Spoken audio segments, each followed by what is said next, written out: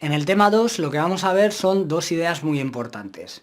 En primer lugar vamos a ver el círculo de Moore, que es lo que vamos a ver en este vídeo, y luego vamos a ver los criterios de fallo que lo veremos en el vídeo siguiente. Empezamos por el círculo de Moore. El círculo de Moore debe su nombre a Otto Moore, que ya le conoceréis, hemos aplicado el círculo de Moore en el caso de los momentos de inercia en la asignatura anterior en mecánica de estructuras, y ahora lo vamos a aplicar a analizar el estado tensional. ¿Por qué es importante? Bueno, tener en cuenta que el tensor de tensiones de Cauchy es una herramienta muy importante, es muy potente y ya hemos visto cómo cambiar de sistema de referencia. Sin embargo, cambiar de sistema de referencia utilizando el tensor de tensiones pues requiere operaciones algebraicas, requiere calcular senos, calcular cosenos y evidentemente en la época de Moore, a finales del siglo XIX, principios del siglo XX, pues eso era muy complicado. Pero hoy en día, que tenemos ordenadores potentes y que podemos hacer eso de una forma muy fácil, sin embargo, sigue siendo muy útil. ¿Por qué? Porque nos permite tener una representación gráfica del estado tensional en cualquier dirección, cambiando el sistema de referencia, y esa representación gráfica hace que intuitivamente veamos qué es lo que está pasando en ese punto, veamos claramente cuál es el estado tensional, y podamos intuitivamente saber cuáles van a ser las direcciones principales, etc. De modo que sigue siendo una herramienta muy útil.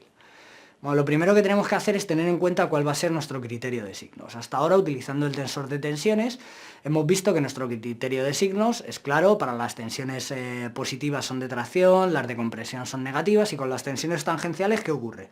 Pues aquí en esta imagen vemos cuál es la positiva y cuál es la negativa. Y eso es lo que hemos utilizado hasta ahora. Para el círculo de Moore cambia.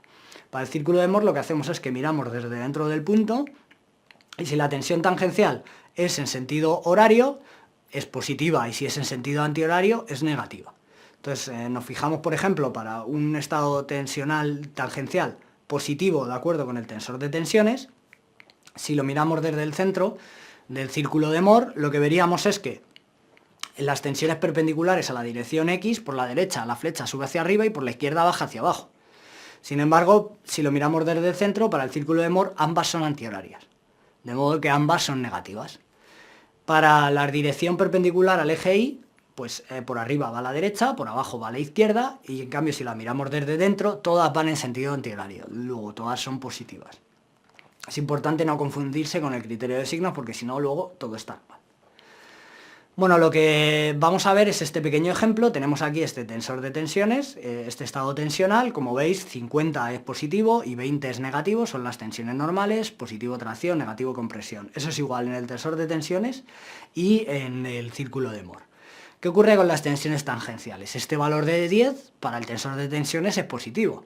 Para el círculo de Moore, si lo miramos desde el centro del cuadradito, pues en el plano perpendicular al eje X, ese 10 es antihorario, luego es negativo, y en cambio en el plano perpendicular al eje Y, ese 10 es horario, con lo cual es positivo.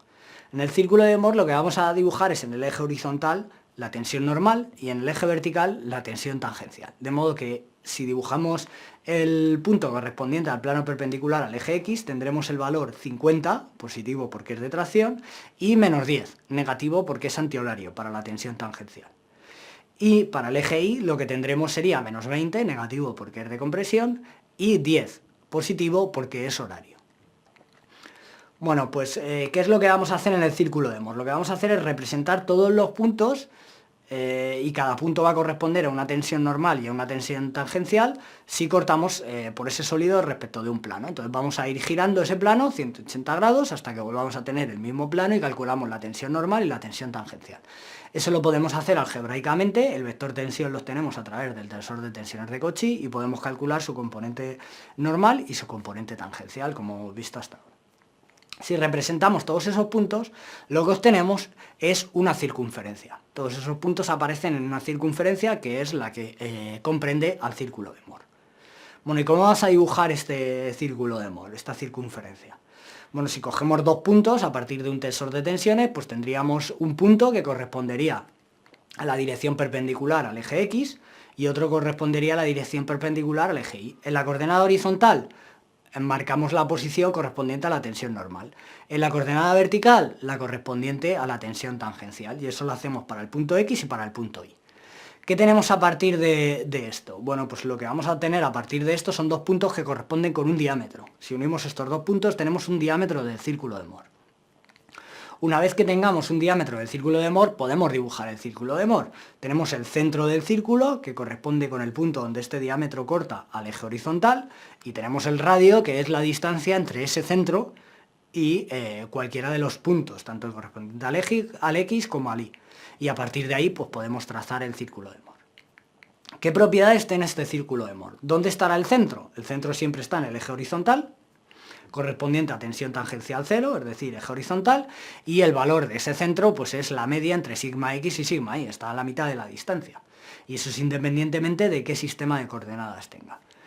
Bueno, ¿y cuál será el radio? Pues será la distancia entre ese centro y cualquiera de los puntos. Aquí tenemos una ecuación que nos permite calcularlo, pero evidentemente aplicando el teorema de Pitágoras es inmediato calcular cuál va a ser el radio del círculo de Moore.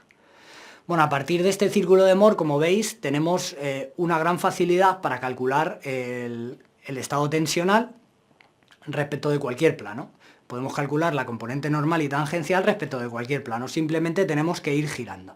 Con una peculiaridad, si os fijáis entre el punto X y el punto Y hay 180 grados, cuando en la realidad estos dos ejes están separados 90 grados.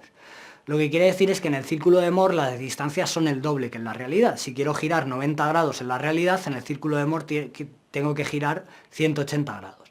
De modo que si quiero saber las tensiones normal y tangencial respecto de un plano cualquiera, pues parto de mi plano X o de mi plano perpendicular al eje X o del plano perpendicular al eje Y y giro en el círculo de Moore el doble del ángulo que quiero girar en la realidad. De modo que así obtengo en ese punto el valor de la componente de la tensión normal y de la tensión tangencial.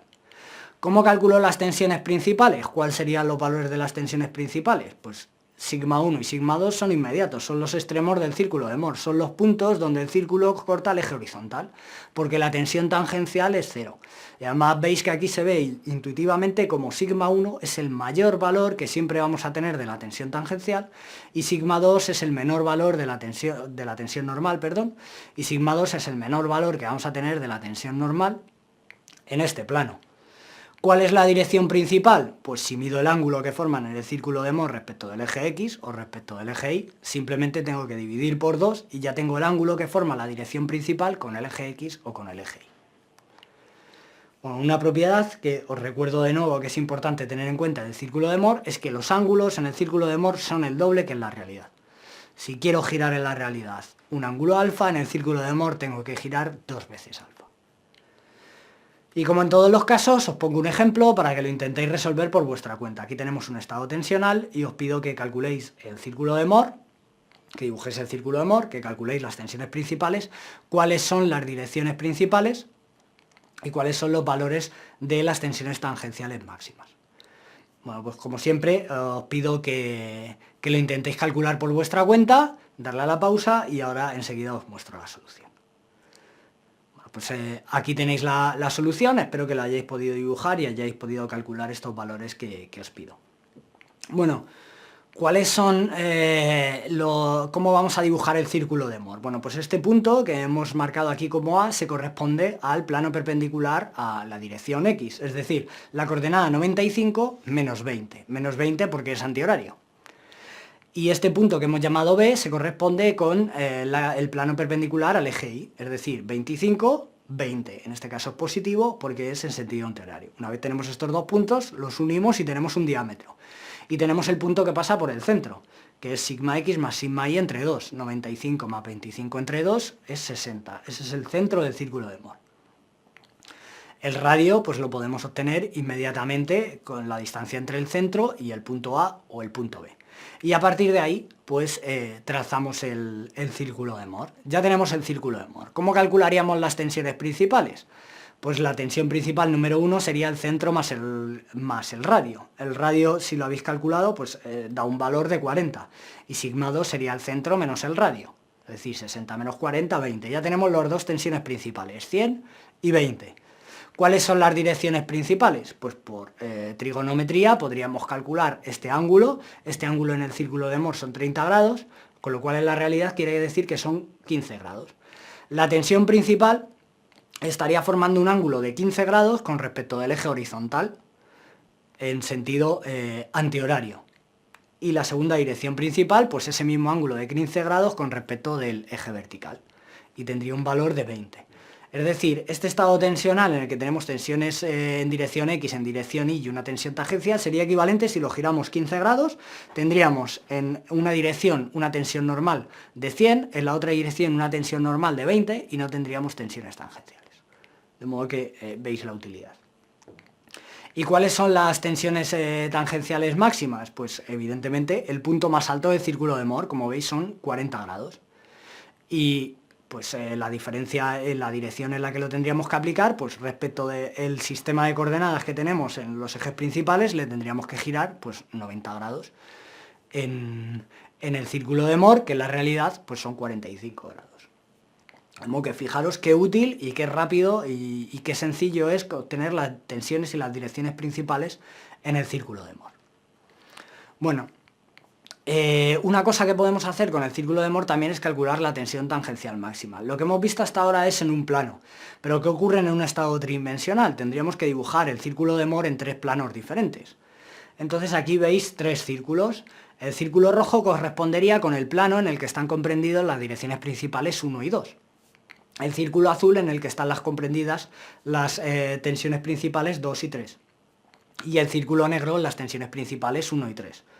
De modo que, ¿cuál sería la tensión tangencial máxima? Pues siempre va a ser el círculo de diámetro mayor. Y el círculo de diámetro mayor va a ser el que esté entre los dos puntos más alejados. Es decir, la tensión tangencial máxima siempre va a ser la diferencia entre la tensión principal 1, la tensión principal 3, dividido entre 2. Ese va a ser siempre el valor de la tensión tangencial máxima. Vamos a ver unos cuantos ejemplos de cómo aplicar el círculo de Mohr a problemas tridimensionales. Por ejemplo, aquí tenemos un caso en el que tenemos 2 tensiones en el plano, sigma 1 y sigma 2, y la tensión en dirección perpendicular al plano es 0. Entonces, en este caso, nuestro tensor, el círculo de Mohr que dibujaríamos en el plano en el que están aplicadas las 2 cargas, sería el círculo rojo, y el círculo azul sería donde aparecerían las tensiones tangenciales máximas, recordar, donde el plano en el que están comprendidas la dirección principal 1 y la dirección principal 3.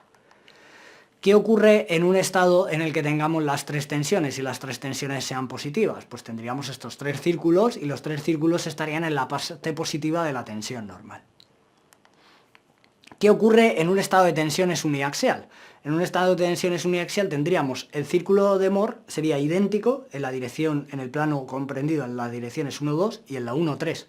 Tendríamos el mismo círculo de Mohr, porque tendríamos sigma 1 y 0 en el otro extremo.